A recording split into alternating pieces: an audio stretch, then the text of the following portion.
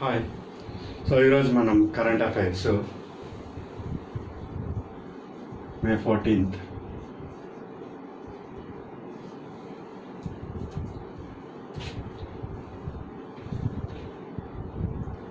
Make in India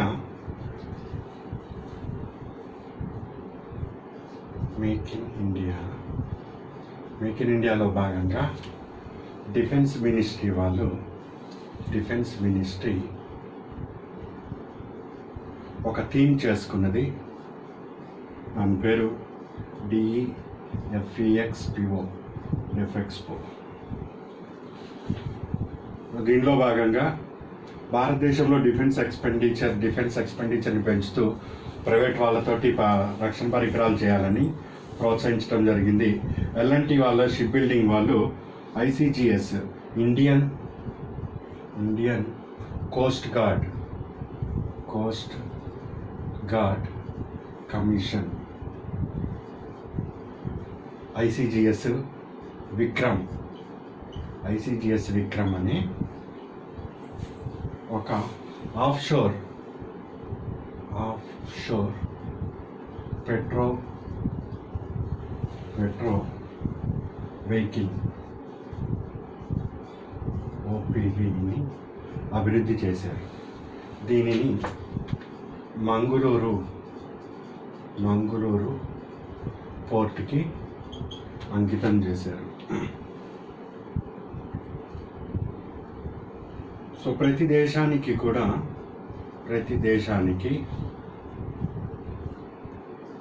UN conference on the law of see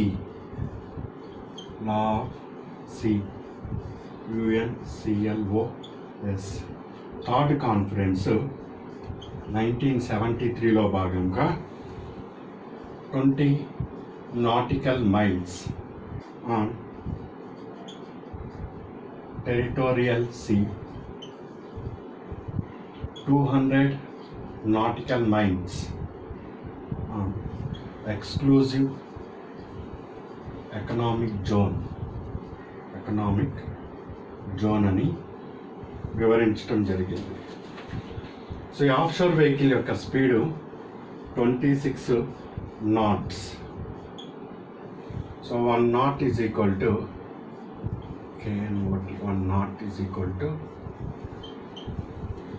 1.852 km/h. 1 nautical mile is equal to 1852 మీటర్లు.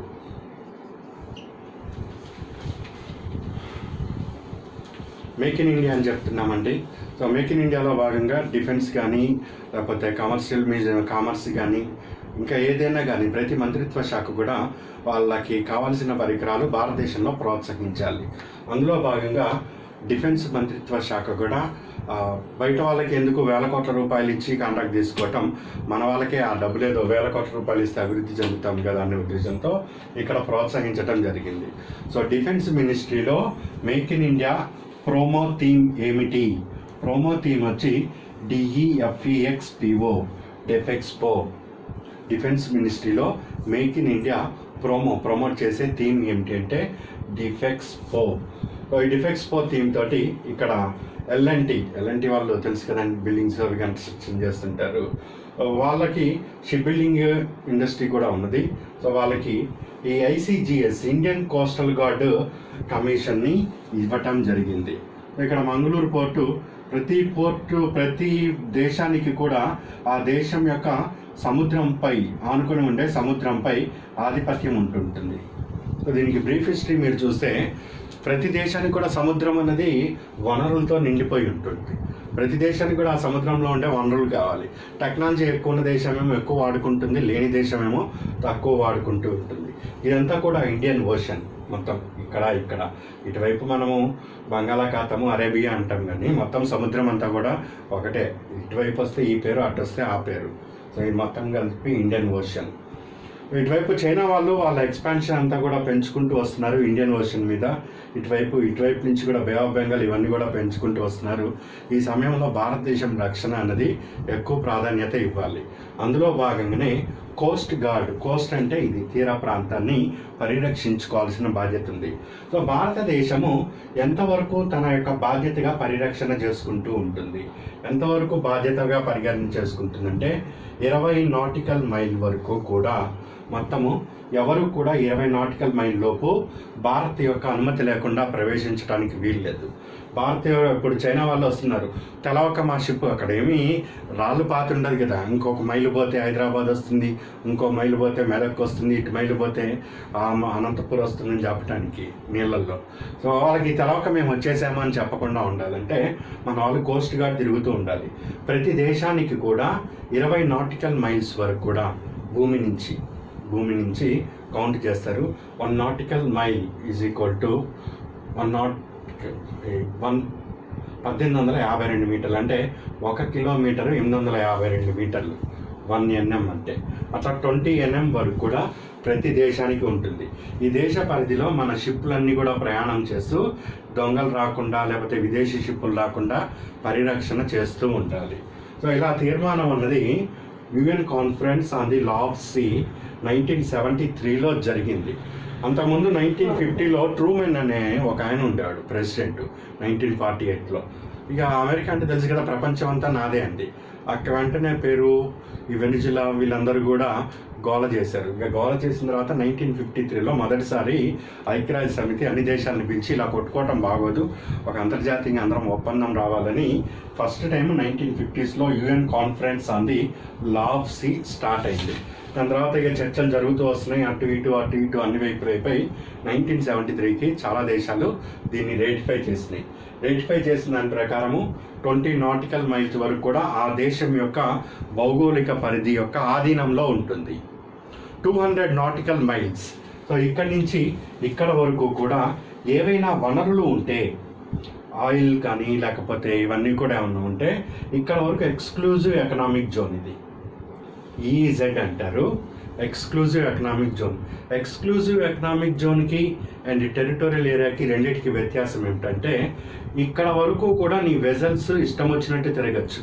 ఇవి దాటి వెళ్తున్నప్పుడు నీకెంత అధికారం ఉంటుందో వేరే వాడికి కూడా అంత అధికారం ఉంటుంది అక్కడికి రావటానికి. ఇది నీ బార్డర్ అని అర్థము. ఇక్కడ వరకు EEZ అంటాం. EEZ వరకు ఉండే వనరుల్ని నువ్వు ఏదైనా వాడుకో, అందులో తప్పులేదు. కానీ ఇక్కడికి వేరే వాడి నౌక రాకూడదు అంటానికి మాత్రం వీల్లేదు. అట్లా రావద్దు అంటే ఇక వేరే అసలు రూట్లన్నీ కట్ అయిపోతాయి. వేరే వాడి నౌక రావడానికి వీల్లేదు అంటానికి ఎవరికి అవకాశం లేదు. ఈ ప్రాంతంలోకి మాత్రం వేరే వాడి నౌకను నువ్వు ఆపచ్చు, పర్మిషన్ లేకుండా వస్తే తీసుకొని వెళ్ళిపోవచ్చు వాడిని జైలుకి. సో అది టెరిటోరియల్ సీ అధికారానికి ఎక్స్క్లూజివ్ ఎకనామిక్ జోన్కి ఉండే వ్యత్యాసము. ఎక్స్క్లూజివ్ ఎకనామిక్ జోన్ అన్నది ఆర్థిక వనరుల్ని నీ యొక్క ఎంతవరకు స్థాయి ఉందో తెలియజేస్తుంది. టెరిటోరియల్ జోన్ అన్నది నీ దేశము భౌగోళికంగా ఎంతవరకు రక్షించుకోవాలి, ఎంతవరకు నీకు అధికారం ఉంది రక్షించుకోవటానికి అన్నది తెలియజేస్తుంది. సో ఈ ప్రాంతాన్ని రక్షించాలంటే మనకు ఈ పెట్రో అంటే పెట్రోల్ పోయటం అని కాదు, ఈ రౌండ్స్ కొట్టుకుంటూ వాళ్ళు ఎవరు రాకుండా చూసే ఒక వెహికల్. సో ఇది మన వాళ్ళే తయారు చేశారు. ఇది ఒక గంటకి 1 కిలోమీటర్ 852 మీటర్స్ గంటకి ఇంత స్పీడ్తో ఆ సముద్రం మీద ప్రయాణం చేస్తూ ఎవరైనా వస్తున్నారా పోతున్నారా ఇవన్నీ కూడా చూస్తుంది. అంతపాటు వెల్ ఎక్విప్డ్. దీనిని ఈ సండే నిన్న రోజు ఈ మంగళూరు పోర్టు ఇక్కడ ఉంటుంది కర్ణాటకలో, మంగళూరు పోర్టుకి హ్యాండ్ ఓవర్ చేయటం జరిగింది. అది ఇది న్యూస్. సో మనకు అడుగుతారు మేక్ ఇన్ ఇండియాలో భాగంగా డిఫెన్స్ థీమ్ ఏమిటి అంటే డిఫెన్స్ ఎక్స్పో. ICGS విక్రమ్ అనేది ఏమిటి? ICGS విక్రమ్ అన్నది భారతీయుల చేత అంటే భారత్ సొంతంగా తయారు చేసిన of sure petro vehicle. ICGS విక్రమ్ని ఈ క్రింది ఏ పోర్టుకి అంకితం ఇవ్వటం జరిగింది? మంగళూరు పోర్టు. అంతర్జాతీయ నది సముద్ర ఈ చట్టాల ప్రకారము ఒక దేశము టెరిటోరియల్ అనేది ఎంత దూరానికి పరిమితమై ఉంటుంది? 20 నాటికల్ మైల్. ఇది 1973 సమావేశ ఫలితంగా బయటికి రావటం జరిగింది.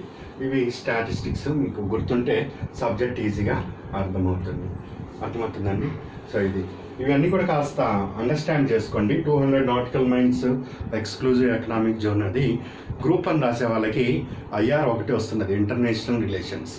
ఆ సందర్భంలో ఈ సౌత్ ఓషియన్ సీ మీద ఈ చైనా వాడి డామినేషన్ ఏ విధంగా ఉంది, ఇండో వియత్నాం రిలేషన్స్ ఏ విధంగా ఉంది, బనానా డిప్లొమసీ అన్నీ కూడా దీంతో ముడిపడి ఉంటాయి. అందుకని మీకు భవిష్యత్తులో అర్థం అవ్వాలని అది కూడా ఇక్కడే ముందే చెప్పేస్తూ వస్తున్నా. ఈ మీన్ టైంలో కరెంట్ అఫైర్స్లో ఏమైనా వస్తే చూసుకుంటారని. 200 నాటికల్ మైల్స్ 1973 నుంచి ఇది ఉన్నది. IR గట్టిగా చదవండి, చాలా ఈజీగా ఉంటుంది, టెక్నికల్గా ఉంటుంది, ఇంట్రెస్టింగ్గా రాయొచ్చు మీరు. స్టాటిస్టిక్స్ ఇచ్చుకుంటూ ఇలా కొన్ని టెక్నికల్ పదాలు ఉపయోగిస్తూ రాస్తే మంచిగా ఉంటుంది. అండ్ సెకండ్ పాయింట్ మనం ఈరోజు డిస్కస్ చేసే దాంట్లో ఈ central government ministry of road and transport వాళ్ళు 5 రోడ్ నెట్వర్క్ని ఎక్స్పాన్షన్ చేస్తున్నారు. గ్రిడ్ లాగా కనెక్ట్ చేస్తున్నారు. ఇవి మేజర్ ఇండస్ట్రియల్ ఏరియాస్లో అండ్ మ్యానుఫ్యాక్చరింగ్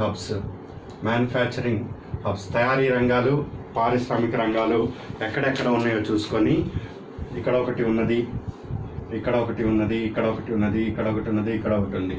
వీటి మధ్య పోవాలి అంటే ఇలా వెళ్ళి ఇలా వెళ్ళకుండా కాస్త డిస్టెన్స్ తగ్గటానికని 5 కారిడార్స్ని వీళ్ళు ప్రపోజ్ చేయటం జరిగింది. వీటిని గ్రీన్ ఫీల్డ్ ఎయిర్ నెట్వర్క్ అంటాం. GREEN, green field network. దీనివలన 200 కిలోమీటర్ల దూరం తగ్గిపోతూ ఉంటుంది. మొత్తం 5 రోడ్స్ని వాళ్ళు ఇచ్చారు. ఒకటి బటిండా టు కాండ్లా, రెండోది Bathinda to Ajmer, third one Chennai to Salem, fourth one ఆంచల్ టు కట్పూటి, fifth one Raipur to Visakhapatnam. APPSC వాళ్ళకి ఇది ఇంపార్టెంట్. ఇది గ్రీన్ ఫీల్డ్ నెట్వర్క్. ఇప్పుడు ఒక డౌట్ రావాలి, గ్రీన్ ఫీల్డ్ నెట్వర్క్ అంటే ఏంటండి? గ్రీన్ ఫీల్డ్ నెట్వర్క్ 2 రకాలుగా ఉంటుంది. ఒకటి green field, another one brown field. Green field అంటే అభివృద్ధి అనేది జరగాలి. ఎలాంటి ఈ వస్తువులు కానీ పర్టికులర్ ఎలాంటి ప్రదేశాలలో ఎలాంటి ఆస్తులు కానీ నిర్మాణాలు కానీ ధ్వంసం కాకుండా నిర్మించేది. బ్రౌన్ ఫీల్డ్ నెట్వర్క్స్ కానీ బ్రౌన్ ఫీల్డ్ పోర్ట్స్ కానీ అంటే ఆ ప్రదేశంలో నిర్మాణాలని ధ్వంసం చేసి నిర్మించేవి. ఇది గ్రీన్ ఫీల్డ్ ఎయిర్పోర్ట్ అంటూ ఉంటారు. ఏంటి గ్రీన్ ఫీల్డ్?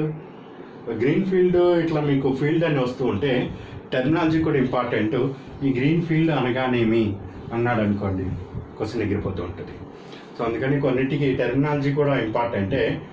ఫర్ ఎగ్జాంపుల్, ఏదన్నా ఒక ప్రాంతం నుంచి ఇంకో ప్రాంతానికి రోడ్ నెట్వర్క్ వేయాలనుకుంటున్నాం.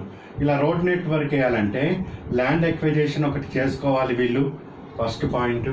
అండ్ ఇక్కడ చెట్టో చామో ఏదో పెరుగుతుంటుంది, మళ్ళీ ఫారెస్ట్ డిపార్ట్మెంట్ వాళ్ళ క్లియరెన్స్ తీసుకోవాలి. సో ఇన్ని సమస్యలు ఎదురవుతూ ఉంటాయి.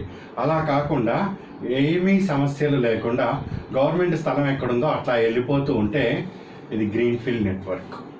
ఉండే ఏ అంశాన్ని కానీ, కట్టడముని కానీ, ఆస్తిని కానీ, నిర్మాణాలని కానీ వేటిని ధ్వంసము చేయకుండా జరిగే అభివృద్ధి కార్యక్రమమే గ్రీన్ఫీల్డ్.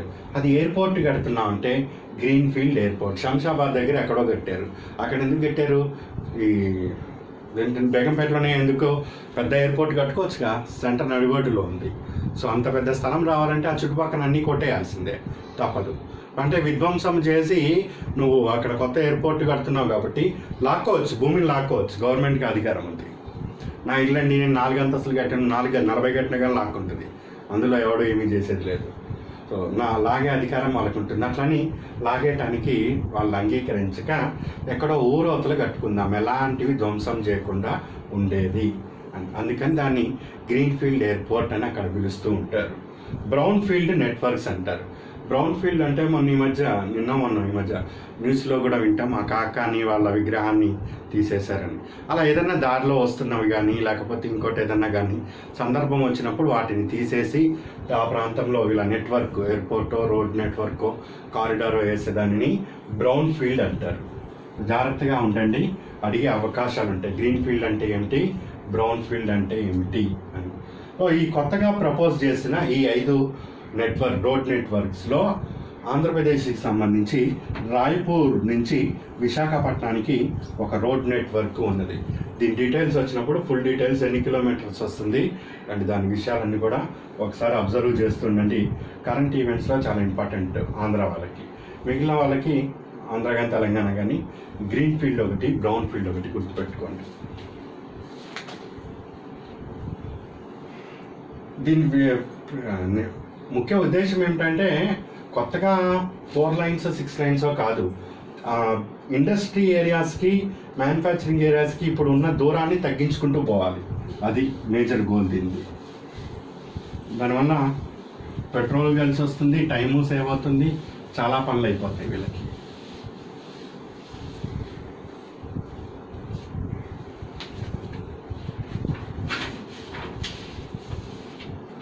నెక్స్ట్ ఈరోజు సుప్రీంకోర్టులో నిన్న సాటర్డే నాడు డొమెస్టిక్ వైలెన్స్ యాక్ట్ 2005 దీన్ని సుప్రీంకోర్టు విడాకులు తీసుకున్న వాళ్ళకి కూడా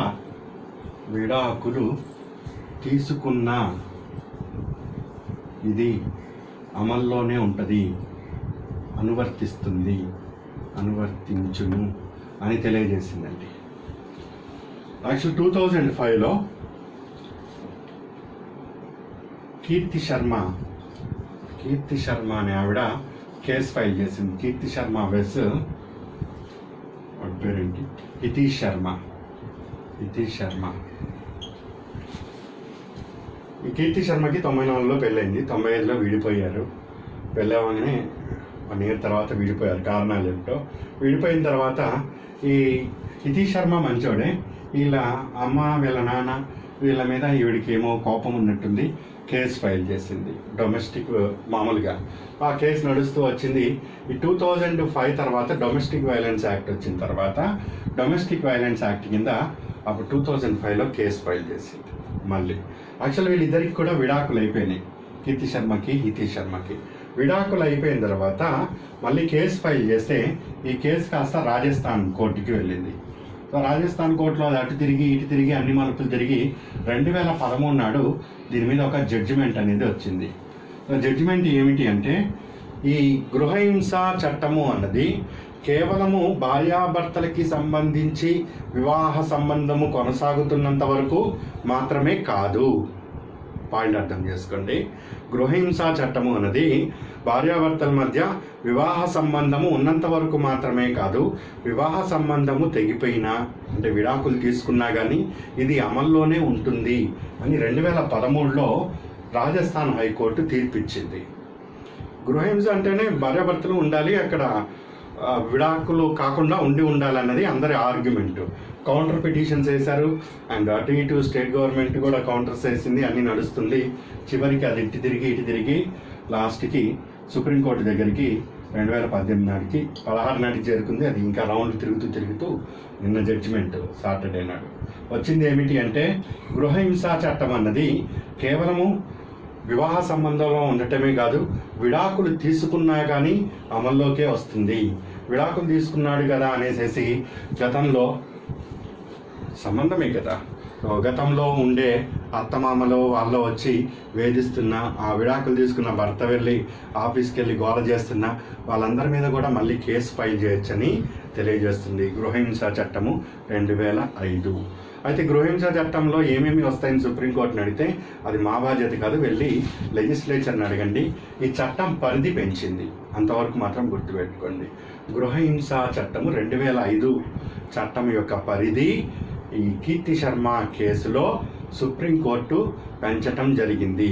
కేవలం వివాహ బంధం కొనసాగుతున్న వాళ్ళే కాకుండా విడాకులు తీసుకున్న వాళ్ళకి కూడా ఈ చట్టం అన్నది అమల్లోకి వస్తుంది, అప్లికేషన్ అవుతుంది అని తీర్పు చెప్పటం జరిగింది. ఇది అసలు గుర్తుపెట్టుకొని ఉన్నాయండి. ఒక్కోసారి పడుతూ ఉంటుంది ఆ వైలెన్స్ యాక్ట్ కానీ. ఇది మేజర్ సోషల్కి సంబంధించిన అంశాలు గుర్తుపెట్టుకోవాలి. నెక్స్ట్ టైప్ 001A, ఇది వార్తల్లోకి ఎందుకు వచ్చింది అని అడుగుతూ ఉండే అవకాశాలు ఉంటాయి. టైప్ 001A అనేది వార్తల్లోకి ఎందుకు వచ్చింది అనేది, ఇది ఒక ఎయిర్ క్రాఫ్ట్ క్యారియర్ అండి. ఎయిర్ క్రాఫ్ట్ క్యారియర్, దీన్ని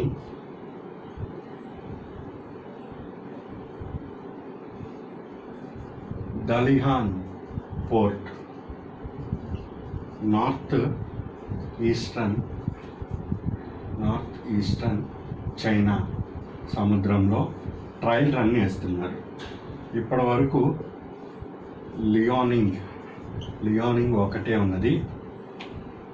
అండ్ ఎయిర్ క్రాఫ్ట్ కెరియర్స్ వచ్చి యూకే, యుఎస్ఏ అండ్ రష్యా ముగ్గురు దగ్గరే ఉన్నాయి. ఎయిర్ క్రాఫ్ట్ కెరియర్ అంటే ఏమీ లేదు. ఎయిర్ క్రాఫ్ట్ అంటే తెలుసు కదా, విమానాలు, హెలికాప్టర్స్, వీటన్నిటిని కూడా తీసుకొని పోవాలి. ఇదంతా కూడా సముద్రము. ఈ ఎయిర్ క్రాఫ్ట్ క్యారియర్ని తీసుకొని వెళ్ళే ఒక పెద్ద నౌక. విమానం దిగాలంటే ఎంత ఉంటుందండి రన్వే. సో అంత పెద్ద రన్వే కావాలి దీని మీద. అంత పెద్దగా ఉండాలి, అండ్ అంత బరువు మోయాలి, అండ్ స్పీడ్ ఉండాలి, అండ్ ఇంకా ఇతర వెపన్స్ అన్నీ కూడా ఇది తీసుకొని వెళ్ళాలి. ప్రపంచంలోనే అతి పవర్ఫుల్, అతి శక్తివంతమైన నేవీ ఎవరికి ఉందంటే యూకే. ఇప్పటికీ కూడా, ఈ రోజుకి కూడా నేవీ పవర్లో యూకేని మించిన దేశం అమెరికా కూడా లేదు. అంత పవర్ఫుల్ నేవీ ఉంది. ఆ నేవీ పవర్తోనే అది ప్రపంచాన్ని శాసించగలిగింది, రవి అస్తమించని సామ్రాజ్యాన్ని. ఆ రోజు అదే, ఈ రోజు కూడా అదే. ఇలాంటి క్యారియర్ దాని దగ్గర ఒకటి ఉన్నది. దాని తర్వాత ఆఫ్కోర్స్ అమెరికా అండ్ రష్యా, వీటి దగ్గర మాత్రం ఉన్నాయి. గతంలో ఈ లియోనింగ్ అనేది రష్యా దగ్గర నుంచి వాళ్ళు దిగుమతి చేసుకొని కొన్ని మోడిఫికేషన్స్ అవి చేసుకొని ఇక్కడ వాళ్ళు ఉపయోగించుకుంటూ ఉన్నారు 2012 నుంచి. ఇప్పుడు టైప్ 001A అన్నది పూర్తిగా చైనా వాళ్ళు సొంతంగా తయారు చేసుకున్నారు. సొంతంగా తయారు చేసుకున్న ఎయిర్ క్రాఫ్ట్ క్యారియర్. ఇది ఇంకా రాలేదు, ఇది టెస్ట్ రన్నింగ్లో ఉంది. 2020 నాటికల్లా అది వచ్చే అవకాశాలు ఉన్నాయని చైనా ప్రభుత్వము తెలియజేయటం జరిగింది. ఇక టైప్ 001A అంటే ఏమిటి అంటే చైనా వాళ్ళు సొంతంగా తయారు చేసుకున్న ఎయిర్ క్రాఫ్ట్ క్యారియర్. ఇప్పటివరకు వాళ్ళకి లేవా, ఒకటి ఉన్నది కానీ అది రష్యా వాళ్ళకి ఇచ్చింది.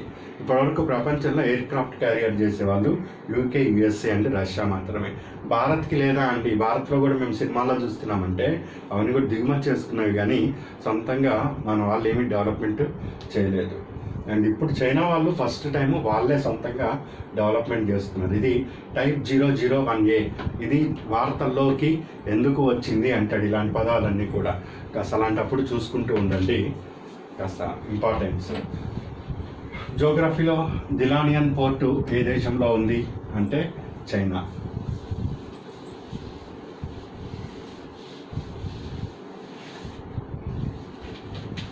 ఇప్పుడు government financial resolution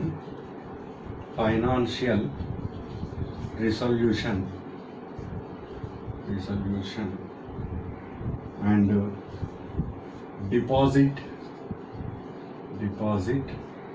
insurance corporation ఇది స్కీమ్. దీన్ని యాక్ట్గా చేయాలని అనుకుంటున్నది. అది FRDA యాక్ట్ తేవాలని. అయితే ఇందులో దీని మీద పూర్తి వీడియో నేను ఒకటి ఇచ్చాను అప్పటికే పబ్లిక్కి. ఈ FRDA బిల్లు లోక్సభలో పాస్ అయింది కానీ రాజ్యసభలో పాస్ కాలేదు. ఈ బెయిల్అవుట్ ప్యాకేజీ ఇది క్లియర్గా ఇచ్చాను, ఒకసారి చూడండి పాత వీడియోని. మరోసారి దీన్ని అప్లోడ్ చేద్దాం ఈ వీడియో. ఈ బెయిల్అవుట్ గురించి చాలా డిస్కషన్స్ నడుస్తున్నాయి. రాజ్యసభ దీనికి అనుమతించటం లేదు, అందుకని జాయింట్ పార్లమెంటరీ కమిటీకి దీన్ని రిఫర్ చేశారు. సో ఈ మాన్సూన్ సెషన్ 2018 కల్లా ఇది ఇచ్చేస్తే దీని మీద గవర్నమెంట్ యాక్ట్ని పూర్తి చేసుకోవాలన్న ఆలోచనలో ఉంది. ఈ బెయిల్అవుట్ దీనికి చైర్మన్ ఎవరు, ఇది కావాలి మనకు. జాయింట్ పార్లమెంటరీ కమిటీ అంటే లోక్సభ సభ్యులు మరియు రాజ్యసభ సభ్యులు ఇద్దరు కూడా ఉంటారు. దీని యొక్క chairman Bhupendra Yadav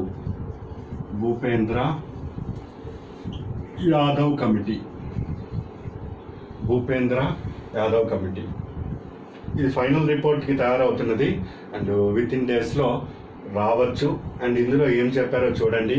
and December తర్వాత ఎగ్జామ్కి వెళ్ళే వాళ్ళకి మాత్రము FRDA చదవకుండా మాత్రము ఎగ్జామ్కి వెళ్ళద్దు. అండ్ ఎస్పెషల్లీ అప్పుడు నేను లాస్ట్ టైం వీడియో తీసినప్పుడు కూడా ఒరిజినల్ డాక్యుమెంట్ లోక్సభలోది తీసే ప్రింట్ తీసుకొని మనం చెప్పాము. అండ్ ఏమైనా చేంజెస్ వచ్చినా ఏమైనా మార్పులు వచ్చినా చూసుకోండి. గ్రూప్ 1 మెయిన్స్కి ఇంపార్టెంటే ఇది. అండ్ 2లో కూడా క్వశ్చన్స్ వచ్చే అవకాశాలు ఉన్నాయి. సో 15th ఫైనాన్స్ కమిషను చాలామంది 2011 జనాభాని ఆధారం తీసుకోవటం వల్ల చాలా ఇబ్బందులు కలుగుతున్నాయని దక్షిణాది రాష్ట్రాలు ఎక్కువగా కోరటం చేత terms of reference advisory council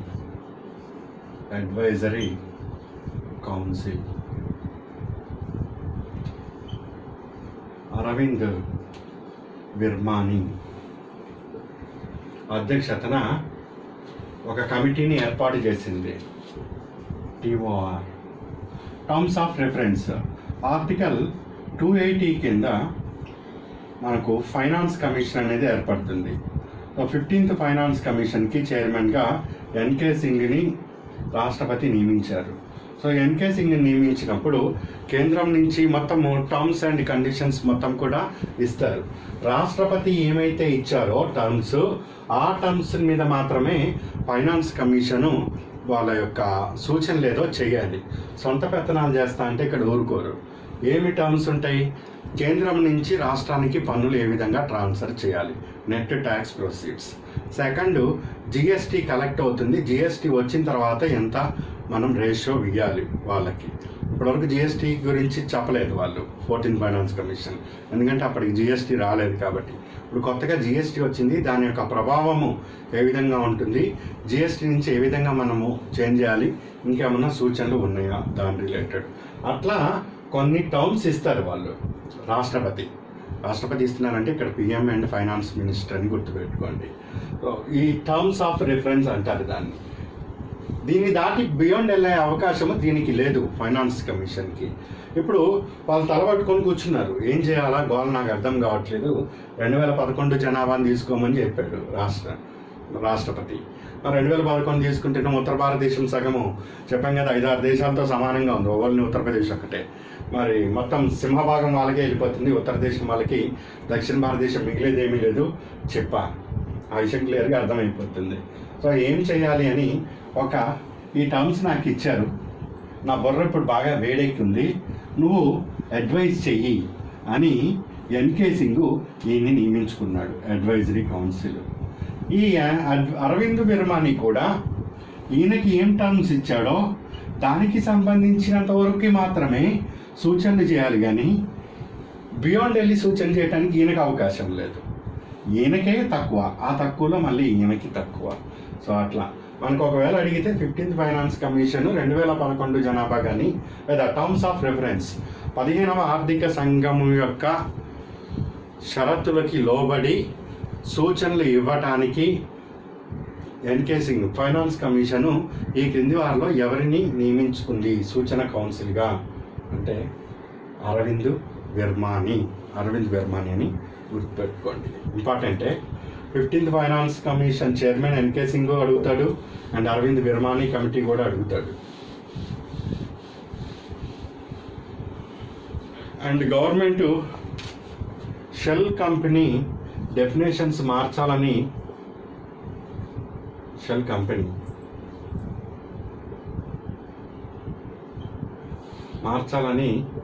ఒక సూచనలు చేయాలని ఒక కౌన్సిల్ని ఏర్పాటు చేస్తుంది. ఇంకా ఏర్పాటు కాలేదు, అది అవుతుంది. ఈ షెల్ కంపెనీలు ఏంటంటే ఒక చోటనేమో ఒక యాక్టివిటీ ఉంటుంది, ఇంకో చోటేమో ఇంకో చోట ఉంటుంది. అల్టిమేట్గా ఒక మాటలో మనకు అర్థం కావాలంటే ట్యాక్స్ హెవెన్, స్వర్గధామాలు వీటికి. యాపిల్ ఫోన్ ఉంది, యాపిల్ ఫోన్ ఎక్కడో యూఎస్ఏలో వాళ్ళు తయారు చేసుకుంటున్నారో అమ్ముకోవటమో ఏదో చేస్తున్నాడు. ఈ కంపెనీ వాడికి కొన్ని దేశాలతోటి వ్యాపారం అనేది కొనసాగుతుంది. ఈ దేశంలో అడిగితే మా హెడ్ ఆఫీస్ ఇక్కడ ఉంది, నేను అక్కడ ట్యాక్స్ కట్టుకుంటా, ఇక్కడ కట్టను అంటాడు. ఇక్కడ అడిగితేనేమో ఇక్కడ కట్టుకుంటా, ఇక్కడ కట్టను అంటాడు. పోనీ యూఎస్ఏ వాడు ఇక్కడ అడిగితే నేను వ్యాపారం చేస్తుంది నీ దేశంలోనే, నేను నీకెందుకు కడతానంటాడు. విచిత్రం ఏంటంటే వాడు ఇక్కడ కట్టాడు, ఇక్కడ కట్టాడు, రెండు చోట్ల కూడా ట్యాక్స్ ఎగ్గొడతాడు. లాజిక్ ఉంది కదండి, చక్కగా అదే తెలివి మరి కామర్స్ అంటే. ఇక్కడ కడితేనేమో నేను నీ దగ్గర అమ్మాయినా ఫోన్ నీకెందుకు కట్టాలా అంటాడు. ఈయన అడిగితేనేమో నీది ఆ కంపెనీ హెడ్ ఆఫీస్ ఉంది, హెడ్ ఆఫీస్కి పోతే ట్యాక్స్ నేను నీకు కట్టంటాడు. ఇటు కట్టుకుని ఈ జేబులో వేసుకొని సో 4th లిస్ట్లో హైయెస్ట్ జాబితా వీడిదే అంటాడు. ఇద్దరికి కొట్టేసరికల్లా అటు ఆ దేశాలు ఇటు ఈ దేశాలు నష్టపోతున్నాయి. సరే వాళ్ళ గురించి మనకు అనవసరం. మన దగ్గర సెబీలో లిస్ట్ ఇస్తేనేమో వేరే రకంగా కనిపిస్తున్నాడు వీడు. Commerce ministry of commerce scheme అంటేనేమో వేరే రకంగా. సెబీలో ఏం కనిపిస్తున్నాడు అండి వీడంటే సెబీలో స్టాక్ బాగా పెరిగిపోతున్నట్టు కనిపిస్తున్నది, అందరు షేర్లు కొంటున్నారు. మరి మినిస్ట్రీ ఆఫ్ కామర్స్కి వచ్చి నువ్వు ట్యాక్స్ కట్టవా అంటే అంత బలవాడి నువ్వు ట్యాక్స్ కట్టమంటే మాది యూఎస్ఏ, నీకు నాకేంటి సంబంధం అంటున్నాడు. ఇట్లా లీగల్గానే ఏర్పడ్డది కంపెనీ, లీగల్గానే అమ్ముతున్నాడు, అన్నీ లీగల్గానే జరుగుతున్నాయి. కానీ చూస్తుంటే ఇల్లీగల్ యాక్టివిటీగా కనిపిస్తున్నది ఇదంతా కూడా. సో ఇలాంటి కంపెనీలు అసలు ఏ కంపెనీ ఏంటి అని మొత్తం లిస్ట్ తీయాలని ఇప్పటికీ కళ్ళు తెరిచాం మనము. అది గొప్పతనం, భారతదేశం యొక్క గొప్పతనం. గర్వంగా మనం ఫీల్ కావాలి, అట్లీస్ట్ ఇప్పటికైనా తీసాము. జరుగుతున్న మోసం ఏంటో అర్థమైంది. వాడు దంతాడు, వాడి దగ్గర వేరే లాస్ ఉంటాయి, వాడు దంతాడు కాబట్టే వాడు అక్కడ గేమ్ వేరేగా ఆడతాడు. ఇక్కడ మన దగ్గర అన్ని లేవు కదా. అందుకని ఇప్పుడు ఈ షెల్ కంపెనీ అనే పదానికి వివరణ గట్టిగా ఇవ్వాలని భారత ప్రభుత్వం నిర్ణయం తీసుకుంది. మరి ఏం వివరణ ఇస్తాడు, దాని మీద ఎలా వస్తుందో ఈ డెఫినేషన్ కూడా ఇంపార్టెంట్. ఈ కరెంట్ అఫైర్స్లో ఏం చేంజెస్ వచ్చినా ఇంపార్టెంట్ అండి. ఒక్క మాటలో చెప్పాలి అంటే కరెంట్ అఫైర్స్ మీద ఎవరికైతే పూర్తి స్థాయిలో పట్టు ఉంటుందో వాళ్ళు అవలీలలుగా అది 100 అటెంప్ట్లు కానివ్వండి, 50 కానివ్వండి, ఎన్ని అటెంప్ట్లు, అసలు అటెంప్ట్లే గోలే వద్దు, ఒక్క రౌండ్లో ఫినిష్ చేసుకొని బారేయచ్చు. స్ట్రాటజిక్గా కొట్టాలి. ఆడు శత్రువు కనిపిస్తున్నప్పుడు కరెక్ట్ లింక్ అటు గురి పెట్టి అటు కొడితేనే సార్ ఫినిష్ గోల్. అంతేగాని ట్రయల్స్ 10 కొడితే ఒక 10 తగలకపోతున్నా అని గుండు కొడుతూ ఉంటే ఏం పోద్దండి. సో కరెక్ట్ షూట్ పెట్టాలి, ఇది వస్తుంది, అదంతే, దిగిపో, జాబ్ ఫినిష్. ఎటగానే కానీ జాబ్ రావాలి అన్నప్పుడు మాత్రం మీరు వర్తమాన అంశాల మీద ఎంత బలంగా ఉండగలుగుతారో పోస్ట్కి అంత దగ్గర అవుతున్నట్టే అండి. ఏ క్లాస్లో అయినా అదే చెప్తాను. మీరు అసలు ఎన్ని పాలిటిక్స్ చదివారా, ఎకానమీలు చదివారా, చదవాల్సిందే. అవి చదవకపోతే, బేసిక్స్ చదవకపోతే ఇవి రావు. సో బేసిక్ని లింక్ చేసుకుంటూ ఇప్పుడు చెప్తున్నానండి. 1:15లో ఉన్నప్పుడు ఎట్టి పరిస్థితిలో తక్కువగా తీసుకోకండి, చాలా ప్రమాదం అది. లైఫ్ మళ్ళీ 3 ఏళ్ల వరకు దిక్కు దివాణం లేకుండా అయిపోతుంది. 1:15 ఉన్నప్పుడు చాలా జాగ్రత్తలు తీసుకోవాలి. 1-2 అంశాలని జాగ్రత్తగా పరిశీలన చేసుకుంటూ వెళ్ళాలి. చిన్నపాటి మార్పులున్నా చూసుకుంటూ ఉండాలి. అక్కడ సబ్జెక్ట్ వైజ్ కన్వెన్షనల్తో పాటు కరెంటు 2 జోడించి క్వశ్చన్లు వేస్తాడు. అందుకే క్వశ్చన్ పేపర్ టఫ్ అవుతుంది ఎప్పుడు యూపీఎస్సీది. అంత పిచ్చోళ్ళు ఏం కాదు, ఒక 5-6 ఏళ్ళ నుంచి చదువుతుంటే ఎన్నిసార్లు చదువుతాడంటే అయిపోద్ది, 3 సార్లు చదివితే వచ్చేస్తుంది ఎవరికైనా కానీ. అయినా కానీ 50% దాటట్లేదంటే ఆలోచించండి. కరెంటు తోటి కన్వెన్షనల్ లింక్ పెట్టడం తోటి ఫినిష్ అవుతున్నాడు. ఏ ఏరియా నుంచి వస్తాడో ఊహించడం కష్టంగా ఉంటుంది. అలా ఊహించే పరిజ్ఞానం రావాలంటే కరెంట్ అఫైర్స్ని పూర్తి స్థాయిలో అన్ని కోణాల్లో చదవటం రావాలి.